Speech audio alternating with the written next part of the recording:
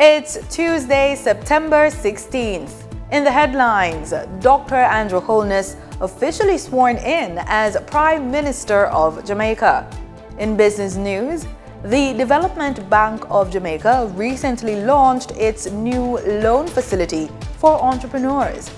Regionally, Belize hosts its first synthetic drug detection workshop. And in sports, Jamaican sprinters Orlando Bennett and Tyler Mason win silver and bronze in the 110-meter hurdles at the World Championships. This is the news on PBC Jamaica. I'm Simone Absalom Gale.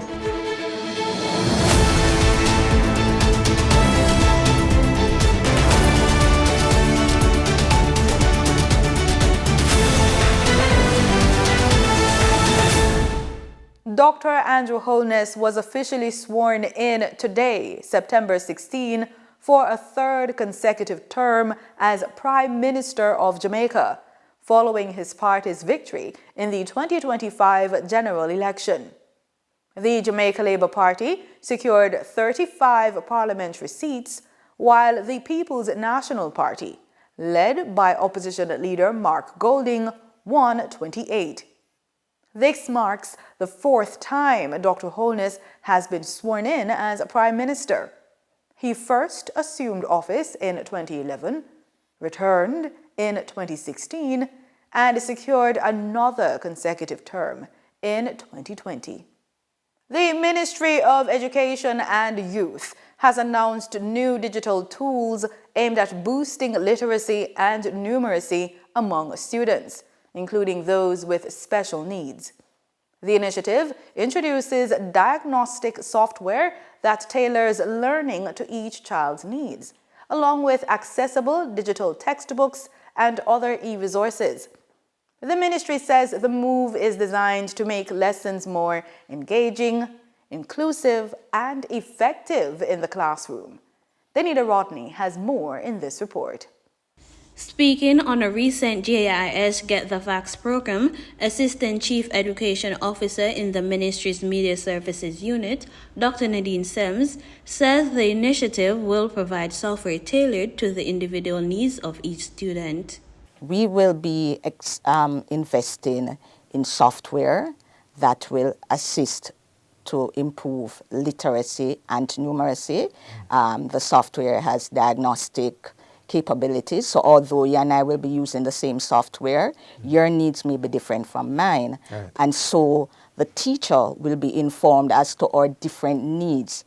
And so the intervention will be targeted. So if you have a shortcoming in numeracy and I have one in literacy, we will get content to plug that gap based on where the needs are. Dr. Sims explained that accessible digital textbooks and differentiated learning resources will also support students with special needs. We also have our accessible digital textbooks, and those resources were specifically designed for students with special needs. Right. We also look at differentiated learning, and so we have the same content, and it is presented in different ways based on our needs. So those are some of the things that we are doing at the ministry to expand, to cater to the different needs or the realities, as you mentioned earlier, because it's about moving the needle as it relates to enjoying their education journey. Parents, teachers, and students are being encouraged to take advantage of the ministry's online platforms, including the Book Fusion website, which offers a wide range of literacy and numeracy resources. So for our teachers, we're encouraging them to go to the ministry's website to access content, as well as to go to the Book Fusion website, where the Ministry of Education's digital library platform, there's a plethora of resources that's there to help with teaching and learning. For parents, there is the PEP website, which there is our National Standards Curriculum, parent hotlines that they can get information if they need help. The ministry says the investment in technology is part of its broader efforts to create inclusive 21st century learning opportunities for all Jamaican students. Reporting for the news on PBCJ, I am Denita Rodney. The Jamaica Association of Principals of Secondary Schools is defending school policies on grooming, uniforms, and discipline following public criticism. President of the association, Linford Wright, says these rules are not simply about appearance, but are intended to instill discipline and social responsibility in an increasingly undisciplined society. The debate follows reports that 34 students at Calabar High School were barred from classes for dress code violations. While some argue that policies should be modernized, others maintain that strict rules are necessary to preserve structure in schools. Mr. Wright says there is room for dialogue, but stressed that school leaders should not be faulted for enforcing rules designed to build character. Motorists using the Maypen to Williamsfield leg of Highway 2000 will start paying toll charges in October.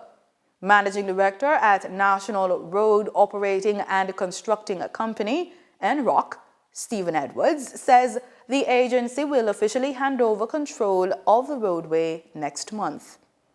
The highway, which was officially opened on September 14, 2023, has seen multiple delays in toll implementation over the past 2 years. However, safety concerns resurfaced over the weekend after cattle strayed onto the highway, causing a major accident shortly after midnight on Saturday. The incident left 2 vehicles heavily damaged and at least 1 woman injured and rushed to hospital. In a statement issued on Saturday, NROC confirmed that the accident was linked to vandalism of the highway's right-of-way fencing.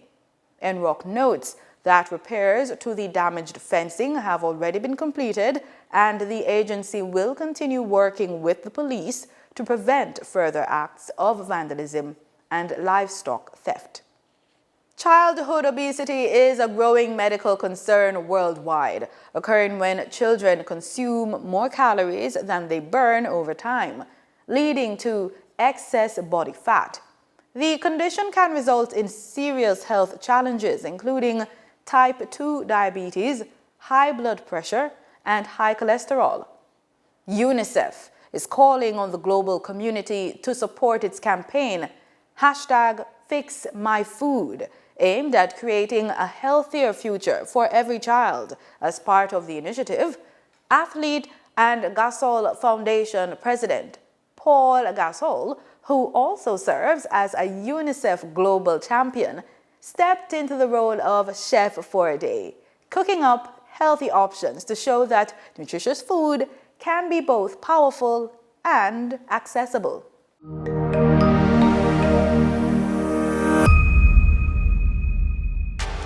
You know me as an athlete. What a finish from Paul Gasol. And a global champion for nutrition and zero childhood obesity.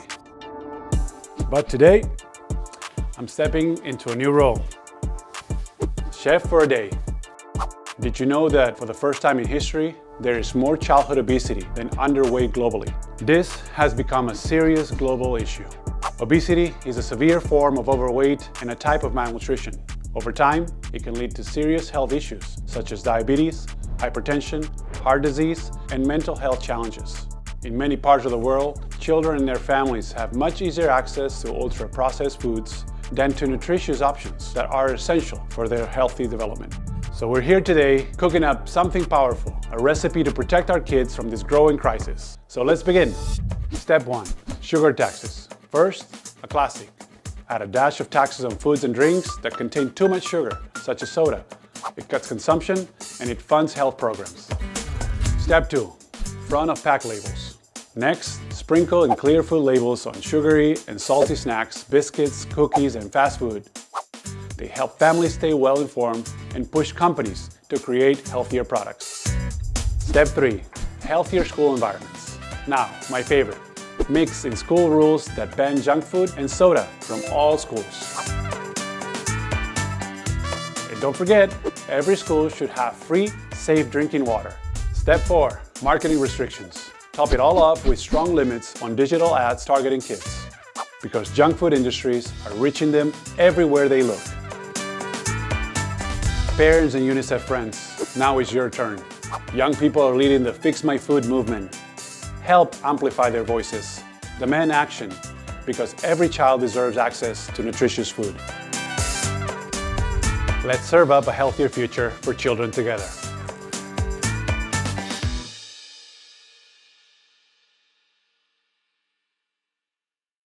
Time now for the business report with Denise Williams.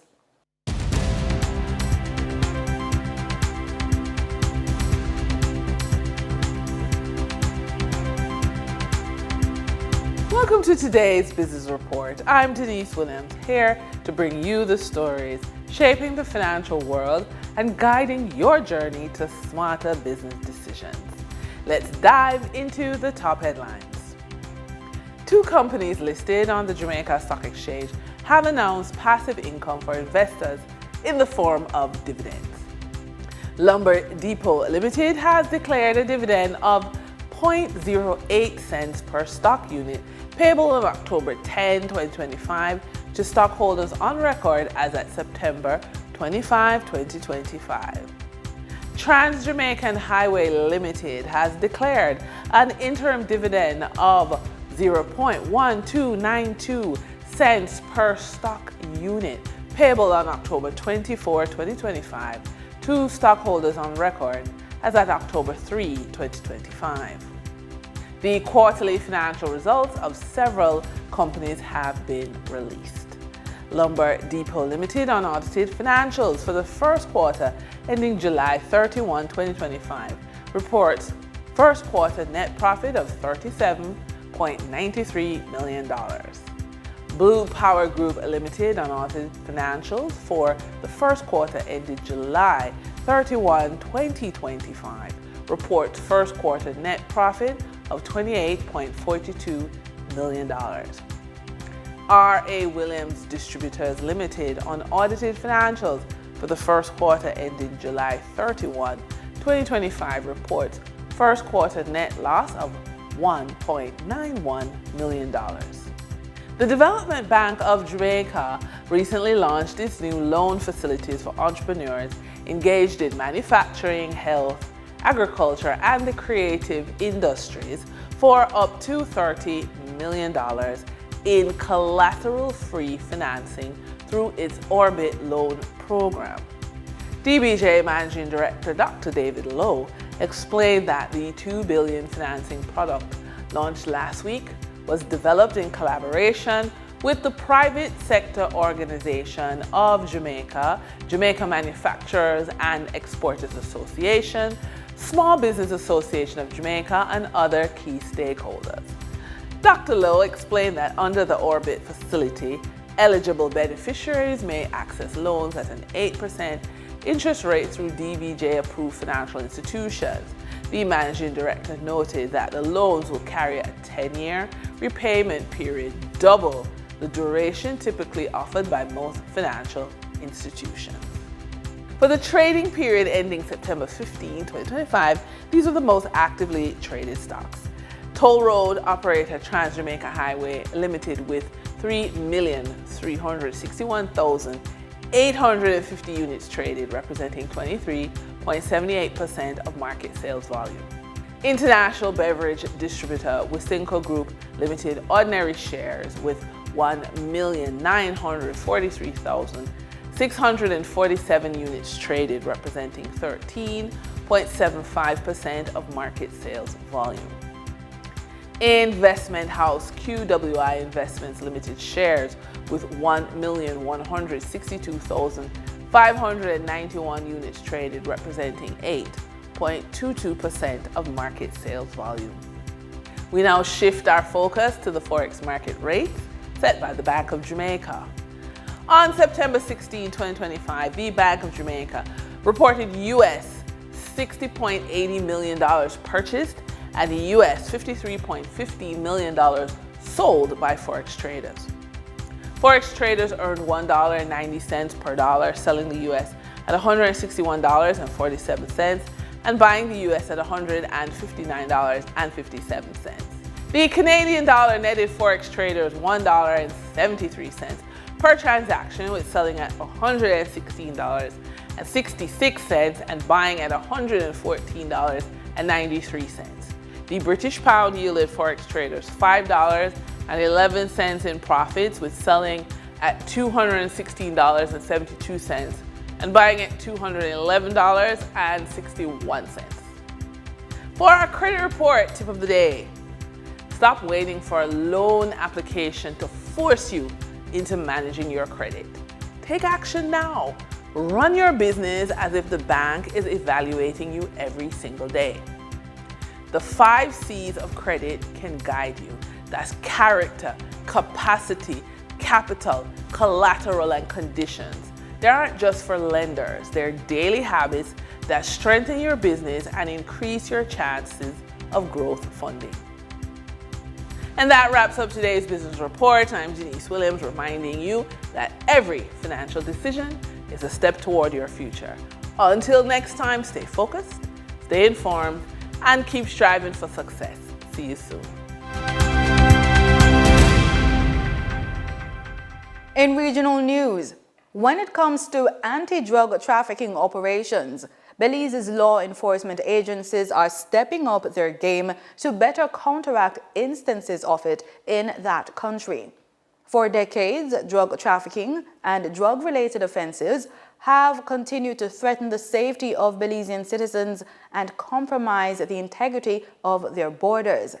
That's why the World Customs Organization kicked off day 1 of a week-long training with 28 representatives from police, customs, civil aviation, and the Belize Defense Force to learn from experts with specialist knowledge in combating the illicit trafficking of synthetic drugs through air transportation. News 5's Brittany Gordon has more details. Synthetic drugs are man-made substances like cannabinoids, bath salts, and even fentanyl. Some are designed to mimic controlled drugs, making them harder to detect and skirt around the law. Now, while these drugs aren't widely produced or used here in Belize, our country has long since been a transit point for traffickers moving them across borders. That's why the World Customs Organization is stepping in with a 5-day training course for Belizean law enforcement. They are aiming to sharpen their skills in spotting and stopping these dangerous substances before they move through our ports and borders. We have designed specifically this training for Belize and inviting to participate in the training to custom officers, police officers, officers from the Belize Defense Force, and also from civil aviation, because it's a specific means of transportation, and for facing the problem with organized crime, we need to involve the participation of all agencies. The objective is to carry out effective controls of general aviation and address the illicit trafficking of synthetic drugs through air transport. Froilan Blanco says that the training is more than spotting synthetic drugs. Officers will also learn how to intercept other illegal substances, because all of them pose a serious threat to public safety. In facing the problem of organized crime, and in particular, stopping the illicit trafficking of all kind of drugs, all kind of illicit merchandises, but specifically synthetic drugs, because it's the current problem, the drugs of the present. Participating in the training are 28 officers who carry out monitoring and control activities or risk analysis and intelligence gathering functions. Throughout the week, these officers will learn how vital cross-agency collaboration is to the mission. Assistant Controller at the Belize Customs and Excise Department explains why trainings like these are crucial to the work the department does. As frontline officers, they are the officers who inspect goods, inspect people, and also inspect conveyances. So it is important for them to have the capabilities to detect synthetic drugs, to protect society and also to protect themselves, because these drugs can be potent. Skin contact or inhalation can be lethal to the officers. So it is important for officers to gain this knowledge to be able to improve themselves, to be able to detect these substances, to protect society, as well as to provide global security. The training focuses on two main components: practical exercise related to control procedures and risk assessment, providing an opportunity for participants to jointly share their expertise and coordinate their enforcement activities. One of them is risk analysis, because it's nowadays we are living in the data world, and we need to use intelligence as a tool for facing global problems like this. And the other one is interdiction, is how to proper run the checks on aircrafts and these type of things, because it's not easy. It's not like a car. It's not like any other big vehicle. It has specific characteristics. So the people needs to be ready, well prepared for running those checks. The World Customs Organization is also preparing to host an international forum in Argentina at the end of the year for more than 30 countries to further control the transit of these substances across the world. Guyana has a new cabinet. President Dr. Mohamed Ifran Ali, fresh off his September 1 re-election victory, unveiled his ministerial team on Saturday evening at State House. The lineup blends seasoned political hands with fresh talent, while introducing new ministries to match the country's growing priorities. I, Zulfikar Ali, do hereby solemnly declare that I will bear true faith and allegiance to the people of Guyana, that I will faithfully execute the office of Minister of Amerindian Affairs without fear or favor, affection, or ill will, and that in the execution of the functions of that office I will honor, uphold, and preserve the Constitution of the Cooperative Republic of Guyana.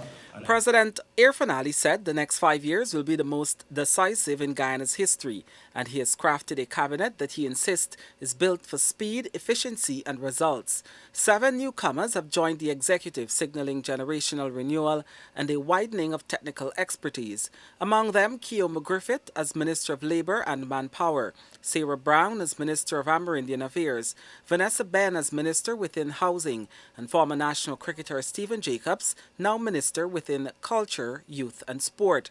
The government has also carved out 3 new portfolios: Public Utilities and Aviation, led by Deodat Indar; Public Service, Government Efficiency and Implementation, led by newcomer Zulfikar Ali; and Labour and Manpower Planning, led by Griffith. These additions, the President said, reflect the administration's focus on improving services, strengthening delivery, and planning for a rapidly expanding workforce. And I know also that our country has expectation, and one such expectation was to see massive changes and shift. Let me say that the next 5 years are the most decisive years in our history. And it must be years that are results-driven, people-centered, and efficient delivery of service. The new cabinet today is put on notice that these are the measuring sticks. There will be continuous assessment, and there will be changes where such changes are necessary, because the foundation of this new government is about results, people, efficiency, transparency, and relentless hard work. Further afield, in a world where smart technology is transforming daily life, Dream, an innovative Chinese company, is bringing its revolutionary cleaning and smart home solutions to Caribbean households, making homes cleaner, greener, and smarter than ever before. Marlon Samuels visited the company and examined Dream's innovative devices up close. Since its founding in 2015 by aerospace engineer Yu Hao, Dreamy has been pioneering the future of home animation. Leveraging aerospace technology and boasting over 150 patents, Dreamy's products are engineered for maximum efficiency and ease of use. perfect for busy families seeking smarter living solutions. So Dreamy is a high technology products with a robotic, with a wet and dry. This and we believe that these products can bring the technology and also make the our customer more, let's say, easy for the life and can take more time for the rest. So we believe that this is affordable for the customer. They have some more time to have rest, and they can leave this new technology to help them maintain their house. Trusted in over 120 countries, Dreamy's innovative appliances are rapidly gaining popularity, not yet in Jamaica, but across Latin America and parts of the Caribbean, transforming the way homes and yards are maintained and cleaned. But Dreamy's innovation doesn't stop at cleaning. Their robotic lawnmowers and pool cleaners are redefining yard and pool maintenance. Quiet, efficient, and smart, bringing convenience and beauty to gardens and pool cleaning. So for this robotic pool cleaner, we have 4 cleaning modes in total. We can clean the whole pool and also the wall only, water line only, and the wall bottom only. So you can choose any mode you like to do the cleaning and what you need in that time. But we have the Wi-Fi technology to use the light to track for our robotic pool cleaner, and I can show you. And now I have turned it into a manual mode, and you can ask it to go to the anywhere you like. From robotic vacuums to wet and dry cleaners, air purifiers, air fryers, and stoves, Dreamy's high-tech solutions are transforming homes into healthier, more efficient living spaces. As Dreamy continues its global expansion, Caribbean households are on the cusp of experiencing the future of home animation, delivering unmatched convenience, health benefits, and peace of mind. Hello, this is our latest version of the robotic vacuum cleaner. So you can see this model is, there's 3 pairs of the mop pads. So customer can use this mop pad to clean their living room, bedroom, or kitchen in the different pairs of mop pad. And can automatically to change the mop pads and to avoid the cross dirty of the different area. So this is for the healthy. Also with this, you can scheduling your robotic once a day or 2 times or whatever you want.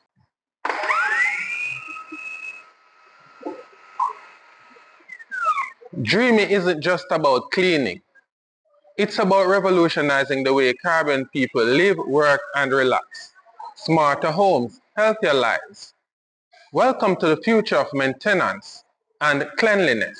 I am Marlon Samuels, reporting from Suzhou, China at the Dreamy Corporation. In sports, we start with athletics. Jamaica continued its showing at the World Athletics Championships on Monday, picking up 2 medals in the men's 110-meter hurdles at the Japan National Stadium.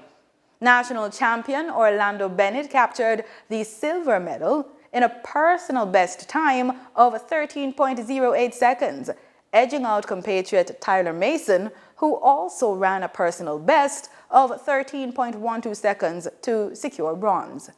The race was won by Cordell Tinch of the United States, the world leader this season, who clocked 12.99 seconds to claim the gold medal and the world title. The 2-3 finish by Bennett and Mason adds to Jamaica's growing medal tally in Tokyo and reinforces the country's depth, not only in sprinting, but also in sprint hurdles. And that's the news on PBCJ. Pleasant viewing.